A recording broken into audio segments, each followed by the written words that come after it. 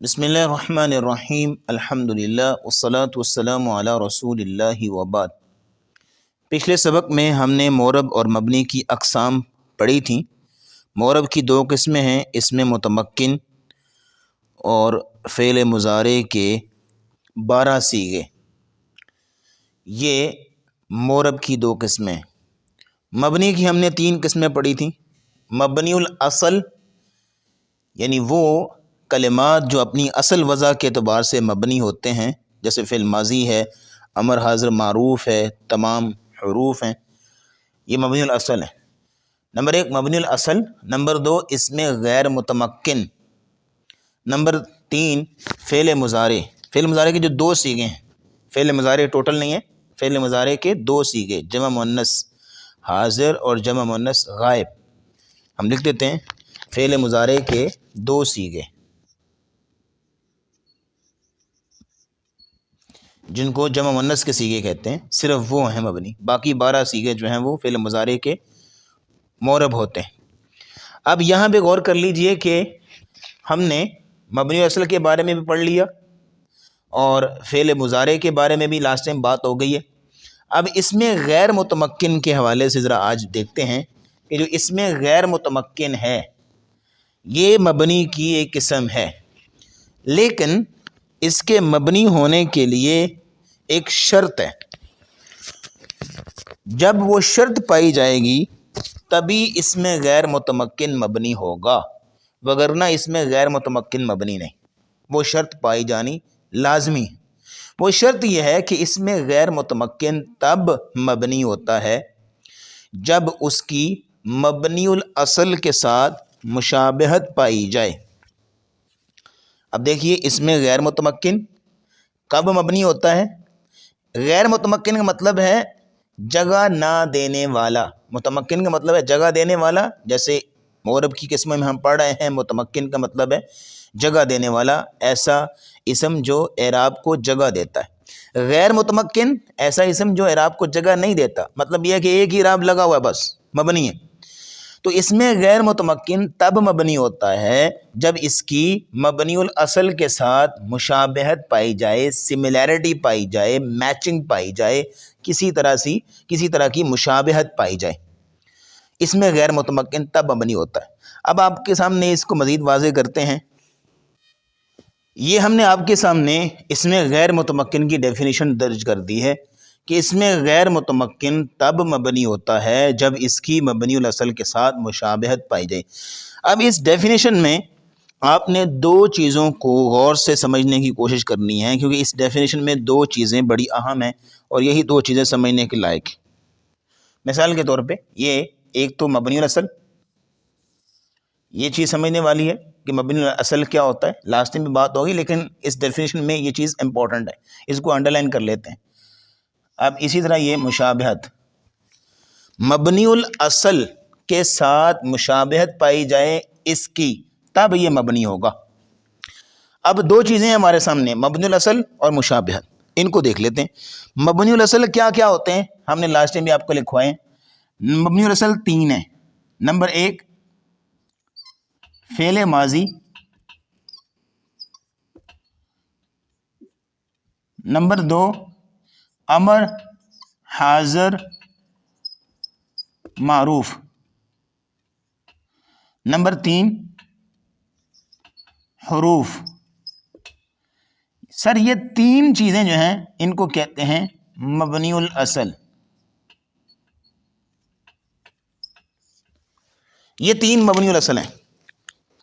فعل ماضی کے جو 14 صیغے ہیں مبنی الاصل کہلاتے ہیں۔ نمبر 2 امر حاضر معروف، امر حاضر معروف کے جو 6 صیغے ہیں، انصر، انصرا، انصرو، انصری، انصرا، انصرنا، یہ جو 6 صیغے امر حاضر معروف کے یہ مبنی ہوتے ہیں اور مبنی الاصل ہیں، یعنی اپنی اصل وضع کے اعتبار سے، اپنی اصل نسل کے اعتبار سے مبنی ہے، ٹھیک ہے جی۔ اور نمبر 3 ہے حروف۔ حروف جتنے بھی ہیں سارے کے سارے حروف کی جتنی بھی ٹائپس، جتنی بھی اقسام ہیں، ایوری کائنڈ آف لیٹرز مبنی، ہر قسم کے حروف مبنی کہلاتے ہیں۔ تو یہ 3 قسمیں ہیں مبنی الاصل. تو مبنی الاصل کی کہانی آپ کے سامنے آ گئی کہ مبنی الاصل یہ چیزیں ہیں. اب آگے مشابہت، کہ مبنی الاصل کے ساتھ مشابہت پائی جائے. اب یہ مشابہت کیا چیز ہے؟ مشابہت 4 طرح کی ہے. ہم یہاں اس سائڈ پہ لکھ لیتے ہیں مشابہت. مشابہت 4 طرح کی ہے. یہ 4 قسم کی مشابہت ہے. اس میں غیر متمکن تب مبنی ہوگا جب مبنی الاصل کے ساتھ اس میں غیر متمکن کی ان مبنی الاصل کے ساتھ مشابہت پائی جائے. یہ والی مشابہت معنوی مشابہت ہوگی، پھر بھی اس میں غیر متمکن مبنی ہوگا. جب لفظی مشابہت پائی جائے گی مبنی الاصل کے ساتھ، پھر بھی مبنی ہوگا. احتیاج کی مشابہت، تضمنی مشابہت. اب یہ 4 قسم کی مشابہتیں ہیں. اب یہ چاروں قسم کی مشابہتیں جو ہیں آپ کے سامنے ہم ایک ایک کر کے رکھتے ہیں انشاءاللہ. پہلے نمبر پر ہے معنوی مشابہت. اس میں غیر متمکن کی مبنی الاصل کے ساتھ معنوی مشابہت پائی جائے، پھر جو ہے اس میں غیر متمکن مبنی ہوگا. معنوی مشابہت مثال کے طور پہ اس کی ایک مثال لے لیتے ہیں. ہمارے سامنے ہے اینا. اینا اسم غیر متمکن ہے.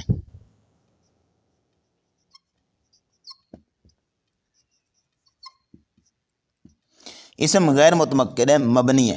کیوں؟ اس کی وجہ کیا ہے؟ وجہ یہ ہے کہ اس کی معنی میں مشابہت پائی جا رہی ہے مبنی الاصل کے ساتھ. مبنی الاصل میں فعل ماضی ہے، امر حاضر معروف ہے، حروف ہیں.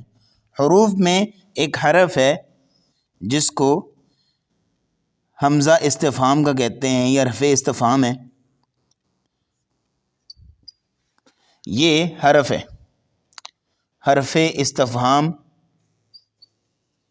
کہا جاتا ہے سوال کے لیے. تو اینا کا معنی ہے استفہام. اینا میں کیا پایا جا رہا ہے؟ استفہام پایا جا رہا ہے. تو حمزہ میں کیا پایا جا رہا ہے؟ استفہام. اور حمزہ کیا ہے؟ حرف. حرف مطلب مبنی الاصل. حمزہ کیا ہے؟ حمزہ استفہام کا کیا ہے؟ مبنی الاصل ہے، حرف ہے نا. تو حروف کیا ہوتے ہیں؟ مبنی الاصل ہوتے ہیں. تو یہ کیا ہے؟ مبنی الاصل ہے. تو چونکہ اینا کے اندر مشابہت آ گئی مانے گی کہ اینا میں استفہام کے لیے ہے، سوال پوچھنے کے لیے کہ کہاں ہے وہ شخص یا کہاں ہے وہ چیز، اور حمزہ استفہام بھی استفہام کے لیے ہے، سوال کے لیے ہے. تو دونوں کے اندر استفہام کا معنی پایا جا رہا ہے. تو یہ استفہام کی معنوی مشابہت ہے. استفہام کی معنی مشابہت ہے. تو یہ جو اینا ہے یہ مبنی ہوا. اس کی وجہ یہ ہے کہ اینا کے اندر حمزہ استفہام حرف کی مشابہت ہے معنی کے اعتبار سے. تو یہ ایک مثال ہوگی معنوی مشابہت کی. اسی طرح کی ایک اور مثال لے لیتے ہیں. مثال کے طور پہ ایک لفظ بولا جاتا ہے ہی ہاتھ. قرآن میں بھی آتا ہے ہی ہاتھ.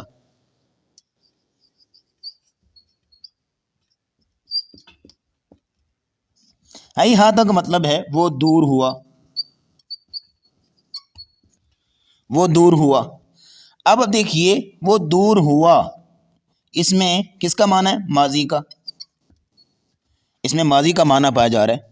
اور اسی طرح فعل ماضی ہے بعودہ، اس کا مطلب بھی ہے وہ دور ہوا، یہ بھی فعل ماضی ہے. تو اس فعل ماضی کی معنوی مشابہت پائی جا رہی ہے ہی ہاتھا کے ساتھ. ہی ہاتھا کے ساتھ اس کی معنی مشابہت پائی جا رہی ہے. یا یوں کہہ لیجئے دوسرے لفظوں میں ہی ہاتھا کا جو معنی ہے یہ مل رہا ہے فعل ماضی کے معنی کے ساتھ. تو یہ ہی ہاتھا جو لفظ ہے یہ اس میں غیر متمکن مبنی ہو گیا. کیوں؟ کیونکہ اس کی مبنی الاصل فعل ماضی کے ساتھ معنی میں مشابہت پائی جا رہی ہے. تو اس طرح ہی ہاتھا کیا ہو گیا؟ اس میں غیر متمکن. اسی طرح اینا کیا ہے؟ اس میں غیر متمکن، کیونکہ اس کی استفہام کی معنی مشابہت ہے اور اس کی ہی ہاتھا کی ماضی کے معنی میں معنوی مشابہت ہو گئی. تو یہ ہی ہاتھا بھی کیا ہو گیا؟ اس میں غیر متمکن. اب اس کی معنوی مشابہت کی ایک اور مثال لے لیں. مثال کے طور پہ رویدہ کا مطلب ہے تو چھوڑ. تو چھوڑ.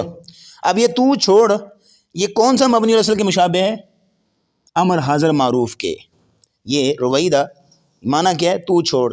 اب یہ دیکھا جائے تو یہ کس کے سے مشابہ ہو رہا ہے؟ فعل ماضی کے مشابہ نہیں ہے، حروف کے بھی مشابہ نہیں ہے، امر حاضر معروف کے مشابہ ہے تو چھوڑ.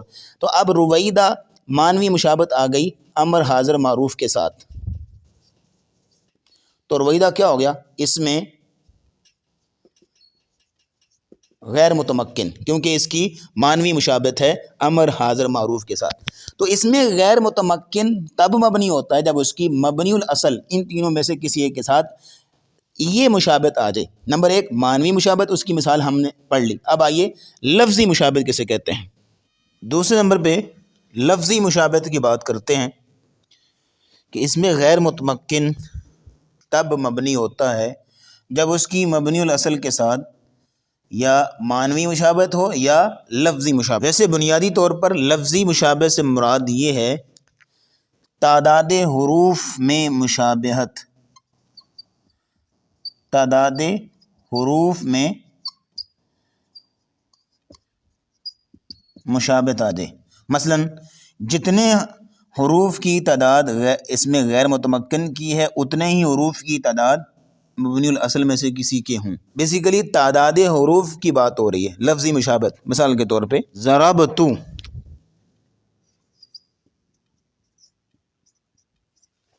ضربتو، یہ جو ضربتو میں تاپش تو ہے ایک ضمیر لگی ہوئی، یہ تعداد حروف میں ایک حرف پہ مشتمل ہے، ایک حرف پر مشتمل ہے.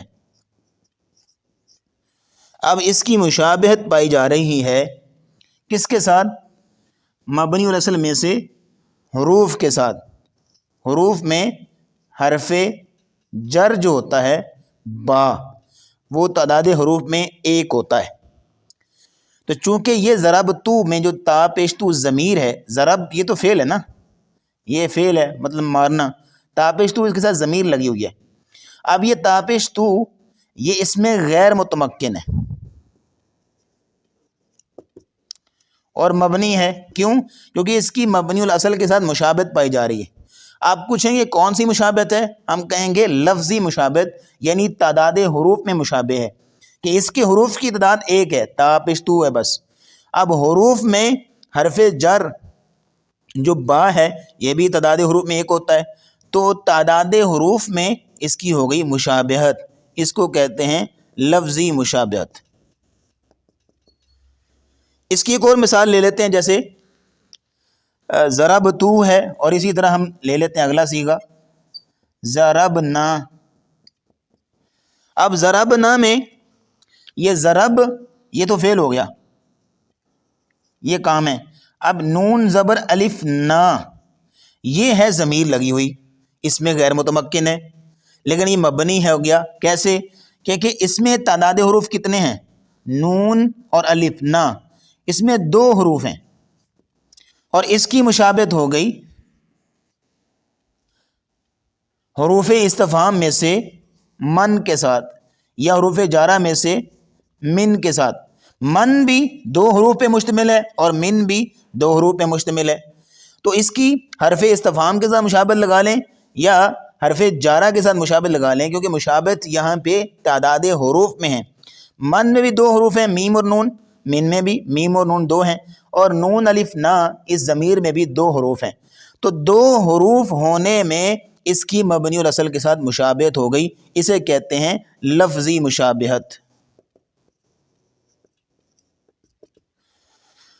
یہ ہوگی لفظی مشابہت کہ اب یہ مبنی اس میں غیر متمکن مبنی ہو گیا کیونکہ اس کی تعداد حروف میں بھی مشابہت پائی جا رہی.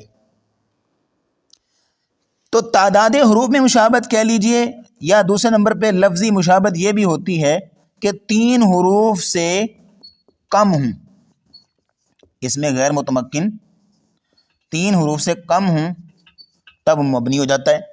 مثال کے طور پہ جیسے من ہے، اسی طرح زا ہے، یہ دونوں جو ہے اس میں غیر متمکن مبنی ہیں. کیوں؟ کیونکہ یہ ان کی تعداد حروف میں تین حروف سے کم ہیں. اذا کو بھی دیکھ لیجئے 3 حروف سے کم ہیں. تو لفظی مشابہت کا مطلب یہ ہوتا ہے کہ تعداد حروف میں مبنی الاصل کے ساتھ مشابہت ہو جائے یا وہ اس میں غیر متمکن 3 حروف سے کم ہوں تعداد حروف میں. تو یہ ہو گئی لفظی مشابہت. مجھے امید ہے کہ آپ کو سمجھ آ گئی ہوگی. اب تیسرے نمبر پہ آ جاتی ہے احتیاج کی مشابہت. اس کو ذرا دیکھ لیتے ہیں کہ احتیاج کی مشابہت کیا ہوتی ہے اس میں غیر متمکن کی مبنی الاصل کے ساتھ. احتیاج کی مشابہت کا مطلب یہ ہوتا ہے محتاجی کی مشابہت، کہ اس میں غیر متمکن بھی اسی طرح محتاج ہو جس طرح مبنی الاصل میں سے حرف محتاج ہوتا ہے. دیکھیں حروف جو ہوتے ہیں نا یہ محتاج ہوتے ہیں. اپنا معنی اس وقت تک بیان نہیں کر سکتے جب ان کے ساتھ پوری طرح کو جملہ نہیں ملے گا. مثال کے طور پہ آپ کے سامنے ہے، یہ دیکھیں کا، کی، کو، تو یہ تو حروف ہے نا، ان کی سمجھ آ رہی؟ کا، کی، کو کیا مطلب ہے؟ کوئی مطلب نہیں ہے. یا آپ اگر ان کے ساتھ کوئی سینٹینس جوڑیں گے تو پھر سمجھ آئے گی. جیسے زید کا قلم، عمر کی کتاب، ٹھیک ہے جی، زید کو بلاؤ. تو حرف کی سمجھ نہیں آئی جب تک اس کے ساتھ کوئی نہ کوئی سینٹینس نہیں جڑا. یہ تو اردو کی بات ہو رہی تھی. اگر ہم عربی کی مثال لے لیتے ہیں مثال کے طور پہ، کیونکہ علم و نحو کا تعلق عربی کے ساتھ ہے، اردو کے ساتھ تو ہے نہیں. مثال کے طور پہ فی، الا. اب فی الا کی سمجھ آ رہی ہے؟ کیا مطلب ہے فی الا؟ کیا مطلب ہے؟ جب تک اس کے ساتھ کوئی نہ کوئی سینٹینس نہیں جوڑیں گے. مثال کے طور پہ جلست علی الارض،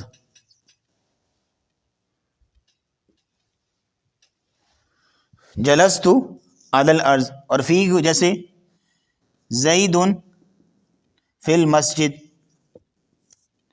تو فی کی سمجھ نہیں آئی، الا کی بھی سمجھ نہیں آئی جب تک ان کے ساتھ سینٹینس نہیں جڑا. تو حرف جو ہے اپنا معنی بیان کرنے کے لیے سینٹینس کا محتاج ہوتا ہے، جملے کا محتاج ہوتا ہے. تو حرف محتاج ہے. اب اس میں غیر متمکن بھی اگر محتاج ہو تو مبنی ہو جائے گا. مثال کے طور پہ اس کی مثال لے لیں، جیسے کہ اسماء موصولہ، جیسے الذی، اللتی وغیرہ. اسماء موصولہ جو ہوتے ہیں یہ محتاج ہوتے ہیں صلہ کے. اسماء موصولہ صلہ کے محتاج ہوتے ہیں. جب تک ان کے ساتھ صلہ نہیں جوڑے گا تو یہ بات پوری طرح سمجھ میں نہیں آتی. مثال کے طور پہ الذی اسم موصول ہے. اب الذی کا مطلب ہے وہ جو. کیا مطلب وہ جو؟ جب آپ اس کے ساتھ جوڑیں گے الذی خلق السماوات والارض، وہ کہ جس نے پیدا کیا زمین و آسمان کو. پھر بات سمجھ آئے گی کہ آپ کیا کہنا چاہ رہے ہیں.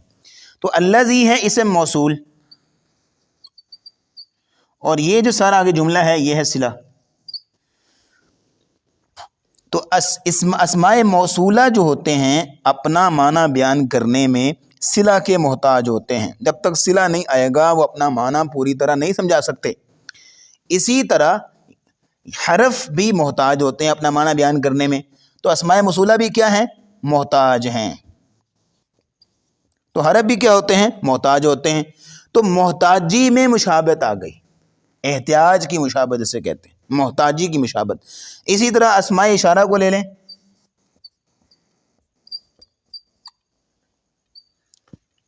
ذالکا وغیرہ، تلکا وغیرہ. ذالکا، تلکا، تانیکا، زانیکا، یہ جو ہوتے ہیں اس میں اشارہ یہ بھی مشار الیہ کے محتاج ہوتے ہیں. مثال کے طور پہ ذالکا آپ یہاں لکھتے ہیں، ذالکا مطلب ہے وہ، لیکن کیا وہ سمجھ نہیں آ رہی. جب آپ اس کے ساتھ جوڑتے ہیں الکتاب لا ریب فیہ، تو یہ ہو گیا اس میں اشارہ، اور یہ سارا آگے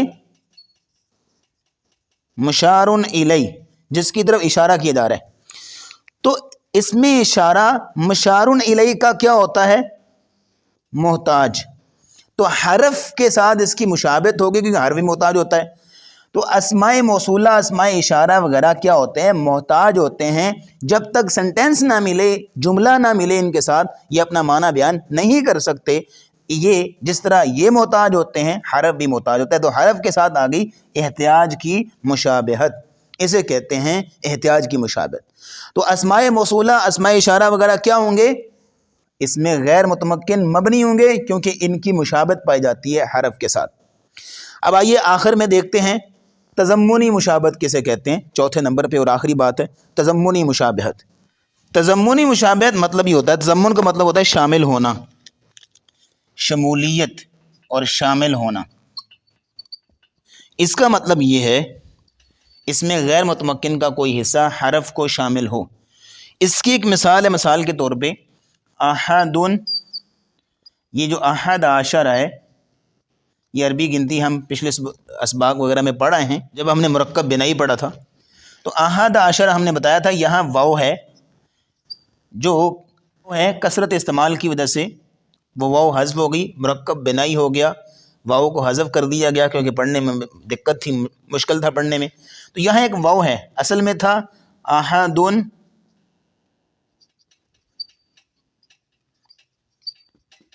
و عشرہ۔ اب یہ جو واو ہے یہ اس کو شامل ہے، یہ احد عشر جو ہے اس میں غیر متمکن ہے، اس میں غیر متمکن ہے اور یہ مبنی ہے، اور اس کی مشابہت کون سی ہے؟ تضمنی مشابہت ہے، کیونکہ اس کا حصہ جو ہے وہ حرف کو شامل ہے کہ اس کے ایک حصے میں پہلے حرف تھا، اب وہ حرف بعد میں نکال دیا گیا، مرکب بنائی بن گیا۔ مرکب بنائی میں ہم نے ساری ڈیٹیل بیان کر دی ہے، وہاں نہیں جاتے، لیکن یہ ہے کہ یہاں آپ کو یہ جو تضمنی مشابہت ہے وہ سمجھانا مقصود ہے۔ وہ یہ ہے کہ احد عشرہ اس میں غیر متمکن ہے، مبنی ہے۔ مبنی کی مشابہت کس وجہ سے ہے مبنی الاصل کے ساتھ؟